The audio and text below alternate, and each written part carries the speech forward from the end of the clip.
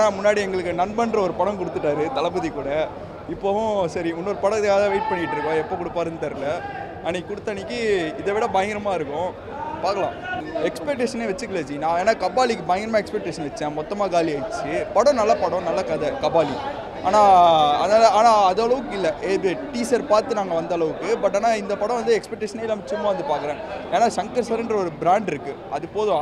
அது ஒரு பிராண்டே போதும் படத்துக்கு. ஏன்னா தமிழ் சினிமாவுக்குன்னு ஒரு கெத்து வரும்ல, எங்கால் அடிச்சிருவார் அது சீக்கிரமாக. இவ்வளோ வருஷம் ஆயிருக்கு அவங்க ஷூட்டிங் முடிக்கிறதுக்கு. அதுக்கப்புறம் வந்து அது ஸ்கிரிப்ட் ரெடி பண்ணுறதுக்கே அவருக்கு ரொம்ப டைம் ஆச்சு அப்படின்னு சொன்னார். ஸோ அண்ட் மோரோவர் இந்த ஷூட்டிங் ஸ்பாட்லாம் வந்து இதில் டெல்லியில் இருக்கிற நேரு ஸ்டேடியம்லலாம் பண்ணியிருக்காங்கன்னு சொல்லியிருக்காங்க. ஸோ நிறைய எக்ஸ்பெக்டேஷன்ஸ் இருக்குது. எந்திரனை விட ரொம்ப பிரம்மாண்டமாக இருக்கும் இந்த மூவி, இன்னுமே பிரம்மாண்டமாக இருக்கும் அப்படின்னு எதிர்பார்க்குறோம்.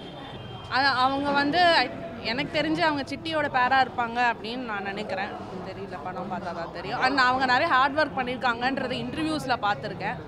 ஸோ அவங்களுக்கும் அது ஒரு புது ரோல், இந்த மாதிரி பண்ணதில்லை அவங்க முன்னாடி. ஸோ பண்ணுவார் அப்படின்னு நான் நினைக்கிறேன். பார்ப்போம். இல்லை, மலேசியாலேயே நிறையா தேட்டர்ஸில் கூட ஸ்க்ரீன் ஆகுதுன்னு போட்டிருந்தாங்க. ஸோ ஆப்வியஸாக கண்டிப்பாக ரெக்கார்ட் பீட் பண்ணிடுவார்னு நினைக்கிறேன். கண்டிப்பாக தலைவர் தான் மாஸ். இது வரைக்கும் ஃபன் நைட் சேனலை சப்ஸ்கிரைப் பண்ணாதவங்க வீடியோ கீழே இருக்க சப்ஸ்கிரைப் பட்டனை கிளிக் பண்ணி சப்ஸ்கிரைப் பண்ணுங்க. மறக்காம பெல் ஐக்கானை கிளிக் பண்ண மறந்துடாதீங்க. உங்க போரிங் டைமை என்டர்டைன்மெண்ட்டாக மாற்றுறதுக்கு புது வீடியோ காத்துட்டு இருக்கு.